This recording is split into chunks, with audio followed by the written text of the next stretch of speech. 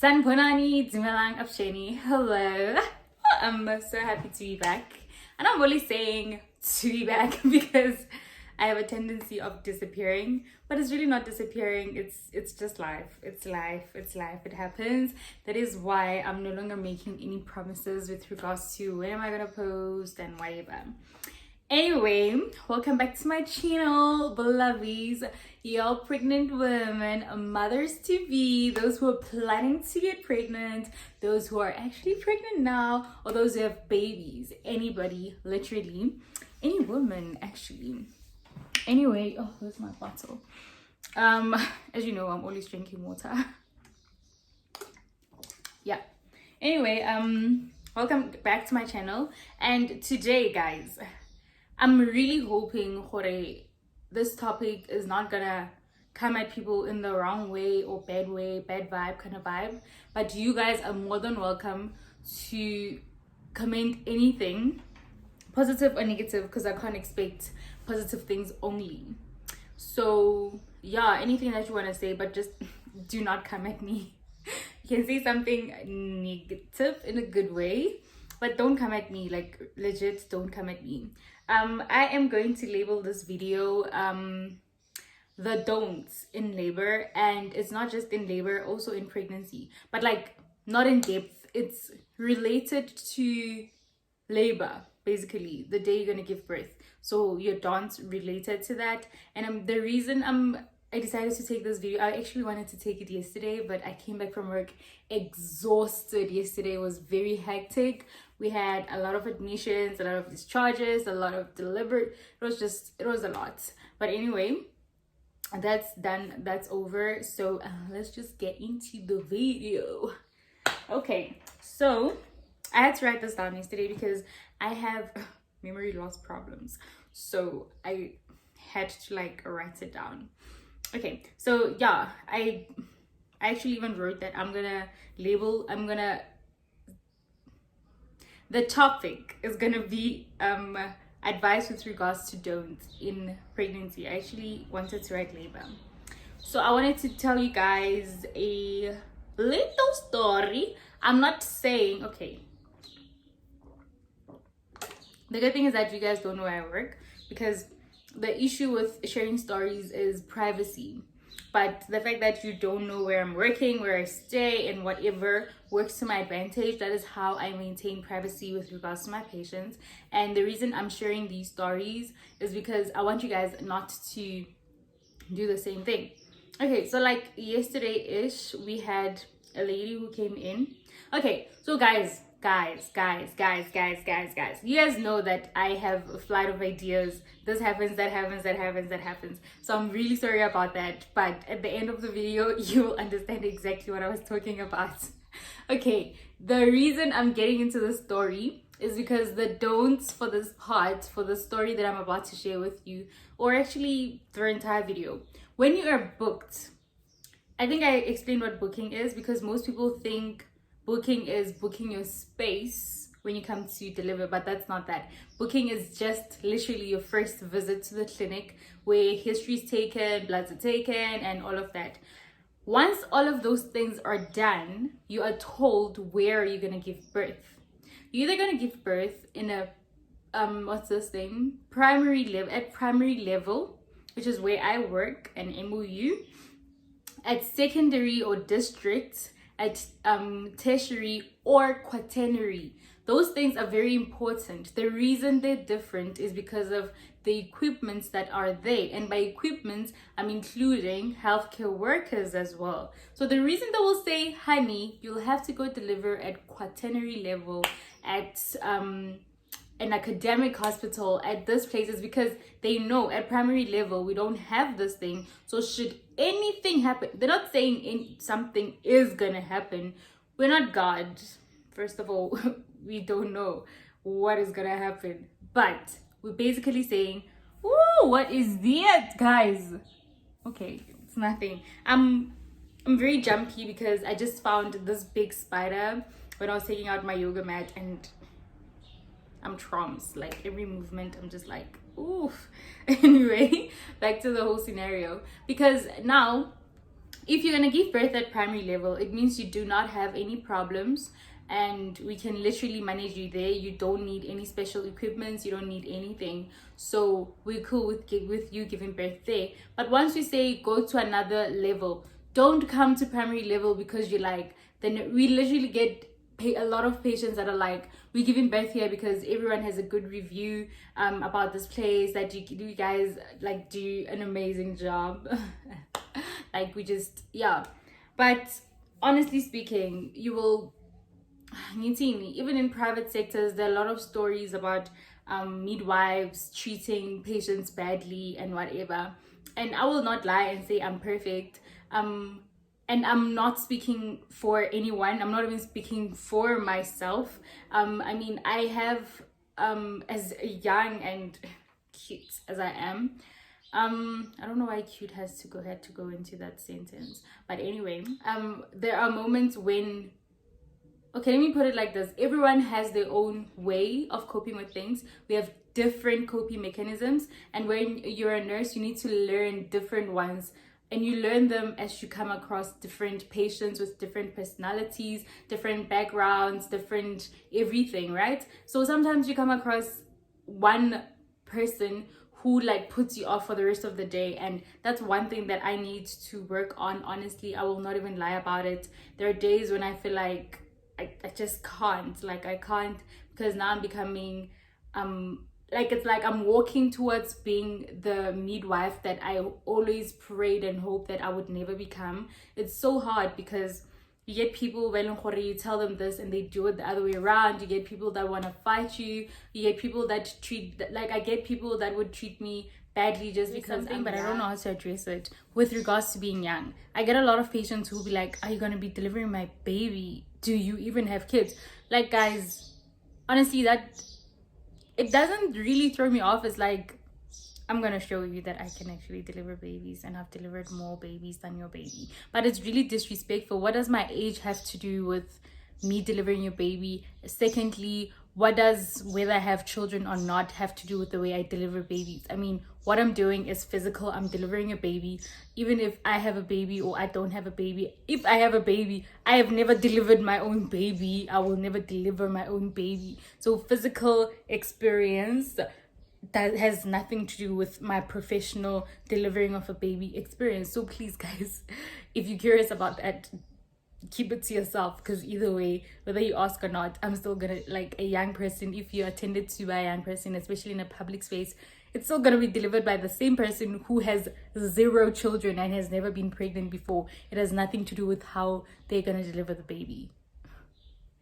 People who project their emotions, and I try to be as professional as I can get, but like, the ghetto-ness in me cannot be like, I cannot control it sometimes. But like, I'm really working on it, because if someone comes at me as a professional, I need to, back down. But most of the time when it happens, I'm just like, you know what, I think I'm gonna just I'm gonna give you to one of my colleagues, because all of them are older than me, so they can handle situations better. And so far it has worked. And yeah, that is also another reason I'm making this video, because I wouldn't say fights, like, we have arguments with patients who don't want to go to the designated place for them to give birth, because they don't understand why they have to go there. So that is the reason I'm making this video. So I explained that there are different levels of care. That's your clinic, your hospital, your what with let me switch off this TV, because like I want to listen to whatever's playing on TV and I'm getting distracted. Anyway, so when you, I say flight of ideas and mini memory loss is really getting to me. So anyway, I was saying that when you book, so your initial visit at the clinic when you're pregnant, which, remember, I told you guys this already, when you find out that you're pregnant, you go and book, because there are supplements that you're supposed to take before you even fall pregnant. But anyway, we're over that.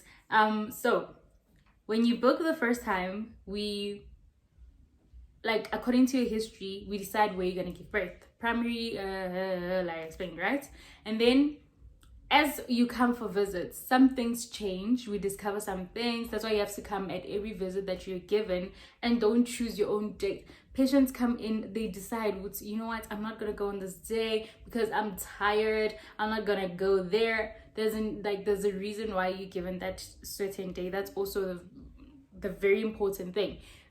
Attend clinics on the dates that you are given. I'm thinking about another scenario that I had the other day, where the lady has what we call, I explained these things. Did I explain them in my first video? I don't know. But yeah, so her HB was quite low. HB means that the level of blood that's transmitting oxygen to the rest of your body parts is low. And most patients end up needing, what's this thing? Blood infusion for that. So she stopped attending clinic. She went wherever she went to. Now she thinks she's in labor. She wasn't in labor, luckily. She thinks she's in labor. Her medication has not been adjusted because she has not been attending. And mind you, she attends at another clinic. I don't know, we deliver. So we do everything basically from booking to. But the clinic that she attends at just sees your antenatal. So she didn't attend there. So now we have to like sort things out.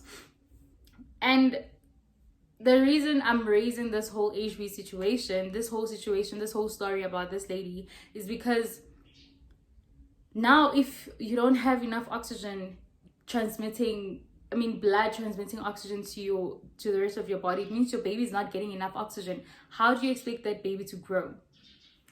Brain development. Think about it. I mean, I have not really done a research with regards to this or read anything about this, but just thinking about it, I'm thinking your baby is developing, and once the brain is not getting enough oxygen, then it dies. There's cells that could die in there, and if they die 10 years down the line, I mean, you give birth and you're like, oh, I have a healthy baby, no matter what this nurse said. 10 years down the line, your baby has conditions that affect the brain. You get your slow learners, you get your special needs children, because now, and then like 5-10 years down the line, that's when you realize, ooh, there's something wrong with my baby cannot attend normal school, this, that, and then what do? This is what I hate about summer. Can you just, anyway, and then you realize that there's a problem. And what most people do when they realize that, they go back to records and find out, ooh, Sister MB is the one who delivered my baby, so it means she did something wrong, and then you get sued. I mean, honestly, if you're gonna ask me about something that happened 10 years ago, Ankumbuli, I mean, let's talk about Jan. If you come to me and you're like, he delivered my baby in Jan, do you remember? I'm gonna just be like, honey, you know how many babies that deliver? Like, it's almost impossible, like, for me to remember everyone that I delivered, you know? But anyway, the moral of the story is attend your clinic each and every visit that you're given, each and every date. The reason you get that maternity case record that is written down the Department of Health is because you can literally go to any clinic that is near you. So if you go to your boyfriend's place 5 million kilometers from the clinic that you booked at, you can literally go to any clinic that is close by to your boyfriend's, your grandmother's, your what's visit. I mean, your what's location. What is that thing? What is that truck?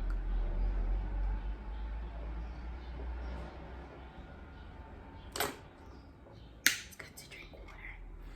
Anyway, yeah, please do attend your clinics. That's the first don't.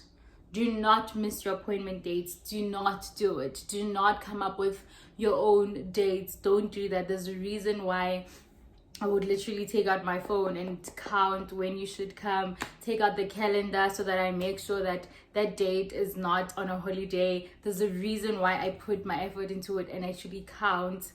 Honestly, please attend your clinics and take your medication. Another thing, don't stay at home without taking your supplements. Like I said, you're supposed to start those supplements before you even fall pregnant. So if you miss them now, Utini, what are you saying? Can we please, as women, as mothers to be, can we just put our babies first? You're about to be a mom, first, for the first time, for the second time, for the whatever time. So it's very important that you put your baby first before you. When you become a mother, when you become a parent, you put your baby before you. So it's quite important that you do everything according to the book, so that later on you don't end up having to sue people, you don't end up having to blame yourself for the consequences that happen, because honestly you see these things 5, 10, 15 years down the line, and there's nothing that can be done then. And so yeah, those are the 2 don'ts that I started with. Another, I keep getting off. Ooh, guys, okay, so like I was saying with regards to the levels of care. Okay, so I'm gonna make this scenario, né? Like I told you, Jorge, when you booked, they tell you where you're gonna deliver because of your whatever condition that you have. So I'm gonna give you the scenario about the lady that I encountered yesterday. Not even the lady. I was working weekends, so Saturday and Sunday. We had about 4 ladies who were told that they're gonna have to give birth at the hospital, and they didn't go there. They came to us instead, and they had the same situation. So one thing I know for a fact, because I'm from Ekasinami, I know that a lot of women talk. They'll be like, oh, when they say go to the hospital, don't go, boo. I went and I had the same condition they saying you have, and I gave birth and my baby came out perfectly. I didn't have a problem. Honey, situations are different, and the reason most people end up giving birth at primary level, even though they were said to go to secondary, is because, okay, let me tell you the story so that I can tell you how it may come about that you end up there. Also, disclaimer, I'm saying this on behalf of every healthcare professional. When I say you have, or any healthcare professional, you have this problem, therefore you have to go to secondary care, I'm not saying Uti, if you end up go primary, you're gonna die. I'm saying there's a chance. It means you, if you decide to go to primary, will be risking your life and your baby's life. So you know in life that there are risks. And having a risk factor does not mean that something is actually going to happen. It just means that there is a chance that it will happen. So in order for you to minimize those chances to even 0, you should just follow what the healthcare professional tells you to do. Am I clear? Do you guys have a problem with that? I'm joking, but I hope that I'm clear. I hope you guys get it. Okay, so the story. This lady came yesterday. It's nicely written in her file that she's gonna give birth at the hospital. We go through the notes. It's written. She attended the hospital visit. The doctor didn't write that she should come back to primary level. It happens that you go to the secondary care, and then they rule out whatever might be wrong, whatever suspicions, and then they'll be like, no, actually this patient is fine, she can go back to primary level. The doctor writes it down. When it comes to health sciences, boo-boo, if it's not written, it's not done. So they always write it down. So patients think they can lie to us. Really? You really can't. Once it's not written, even if the doctor said it to you like this, if it's not written, we're not going to take it, because we could end up in prison. So this lady comes in, notes written, she should give birth at hospital because she has query big baby, because the abdomen is big. Query big baby means your baby might be too big to come out of your pelvis. I wanted to say vagina, but I'm like, let me just be straight up and honest. Out of your pelvis. So your pelvis is basically, how do I define a pelvis? A pelvis is a pelvis is a pelvis. It's here. How, I think, if I put it that way. So it's a bony structure. You know, some shapes are like, yeah, whatever the shapes are. Maybe I'll just put it somewhere there. Like the shape of the pelvis. So there are small pelvises. I believe I might have one nami because I'm tiny. So there's small pelvises, but they also adequate pelvises. But if the baby is too big to get out of that pelvis, that is when we say the baby is big, so it won't be able to go down. So you will be pushing and pushing and pushing and pushing and pushing and pushing and pushing and pushing and pushing and pushing and pushing and yo, that's something today, right? And pushing and pushing and pushing, but it's not something to dance to, because you'll be pushing and nothing is gonna happen. You're gonna be bleeding, you're gonna be like mad, you feel you can't do it anymore, because that baby is just not gonna come out. If it's stuck there, it's stuck there. I don't know if I'm making sense. If I'm not, just comment down below and just say I don't understand, and tell me what you don't understand so that I can try and clarify it, or maybe refer you to another video, educational video, that can like tell and explain to you what's going on. Anyway, so the pelvis is too small, you're trying to push, the baby's not coming out.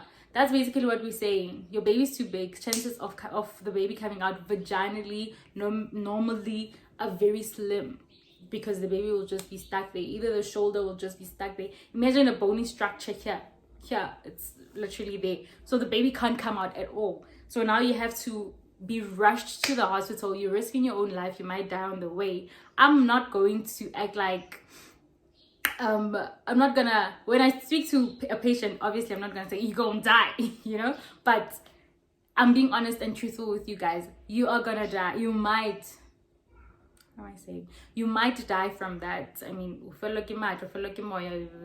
that's very traumatic even to you. You might be damaging your pelvis, because now there's that pressure. What if it breaks, and then now you won't be able to walk properly, or you'll be having problems with walking? Do you really want that for yourself, for your life, for your baby? When we say your baby's too big, we're not saying that you will deliver the baby via C-section. We're just saying there is a huge chance, because if the baby's not coming out, the only way out is through a C-section, and there's nothing that we can do about it. Unfortunately, when it comes to being a woman, the most painful thing is that as much as you want to give birth normally, I mean, personally, when I decide to have babies, I want to give birth vaginally, but I know I have a small pelvis, so the chances are decreased, so I have no control over that, even though I'm a midwife. Okay, I spoke. So this lady,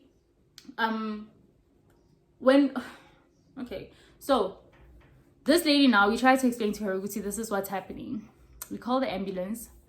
All our patients do this. I don't know why. When you tell them they have to go to the hospital now, that's when they're going to give birth, they start pushing.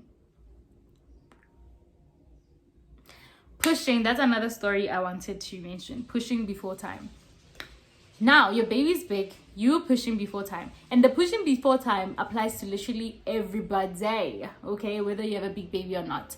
So it applies literally to everyone. So do not push early. When you're told you are 1 centimeter, 3 centimeters, I'm going to explain these on my next video.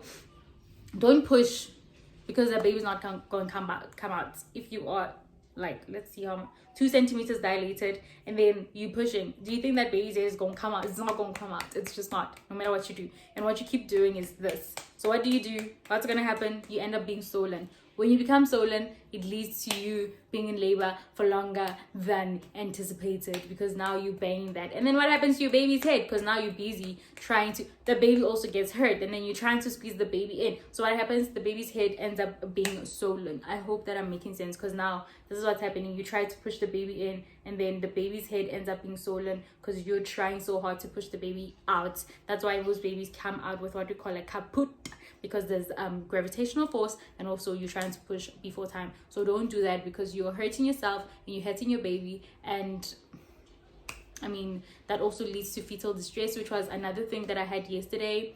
Let me finish the first story first. So the lady tried to push in the ambulance, and I was called in. They were like, this lady's giving birth. And then when I checked, apparently I was not supposed to get into the ambulance, because that's not my place. Like, that's not my territory. That's not where I work. But I didn't know. So I walked in and I tried to check, and I was like, nah. I was like, I was confused. And my colleague was like, these people are lying to you, honey. You know how patients are like. They act like they are about to give birth when they're not. Trust me, that lady made it to the hospital and gave birth pa.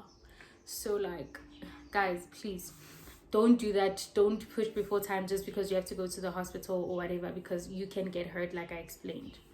And then the pushing before time, the lady that we had, she was busy pushing. Now that puts distress over your baby. That puts your baby in stress. Your baby ends up being stressed. I think I'm gonna make this a 2-part. I'm not sure because we're on 23 minutes. I don't know. I'll see. You put in your baby in stress, that's when your baby ends up in what we call fetal distress. Now, note this. There are a lot of factors that can lead to fetal distress.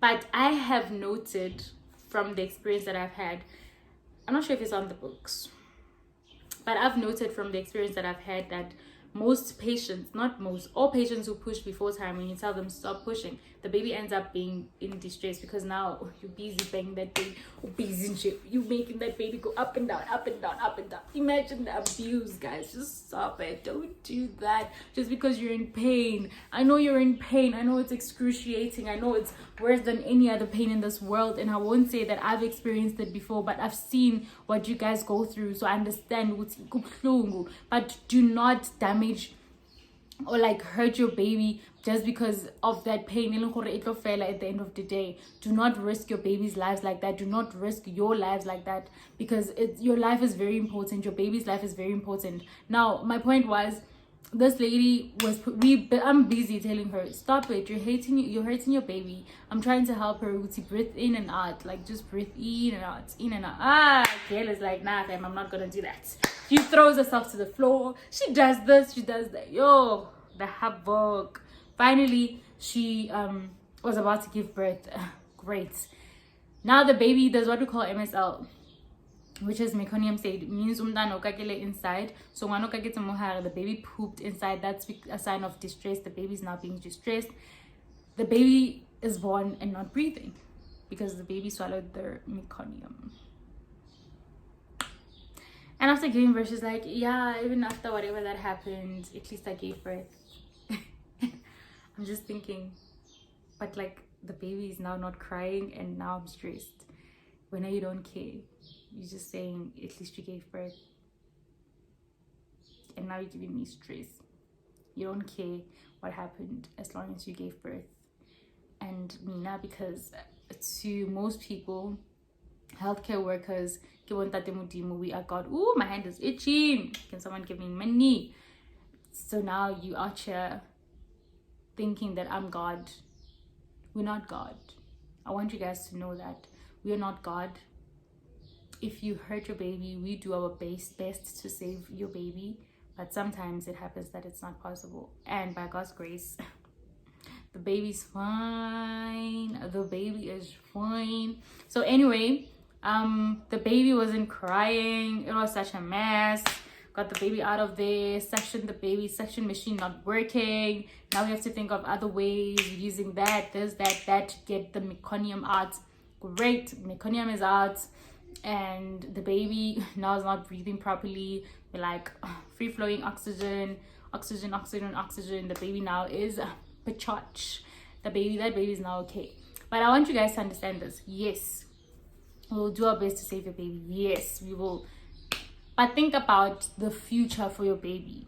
It can happen in the future because your baby, when they're born, did not breathe well or whatever. It means there is not sufficient oxygen going to your baby's brain. So there's a possibility that in the future your baby will be affected.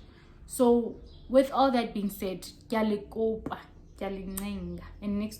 not next week, but on my next video, I'm going to be talking about labor. So like what to expect and wara. And if you have any questions with regards to that next video that I'm going to shoot, just ask the questions down below or follow me on my Instagram. It's kind of private now because I had a stalker for a moment, but it's private just for now, and then I'm going to make it public soon.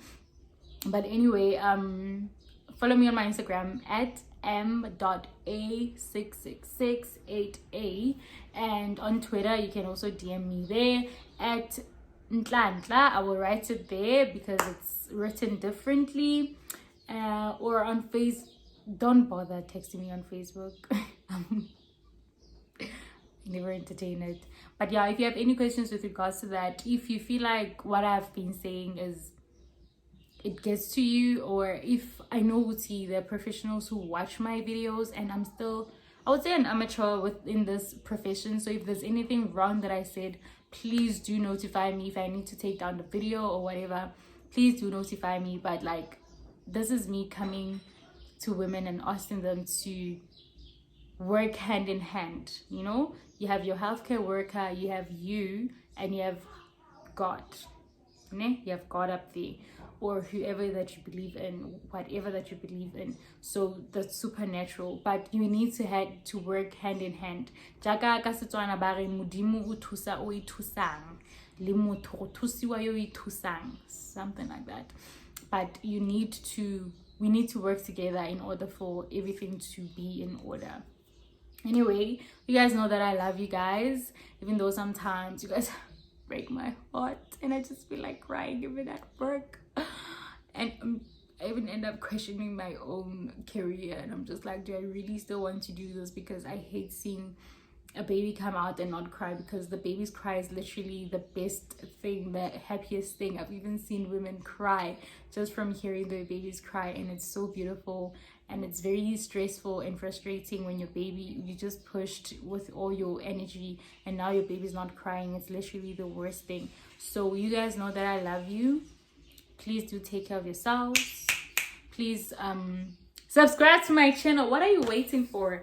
What are you waiting for? Please do subscribe to my channel. Please do follow me on all social networks. I'm gonna write them down in the description below.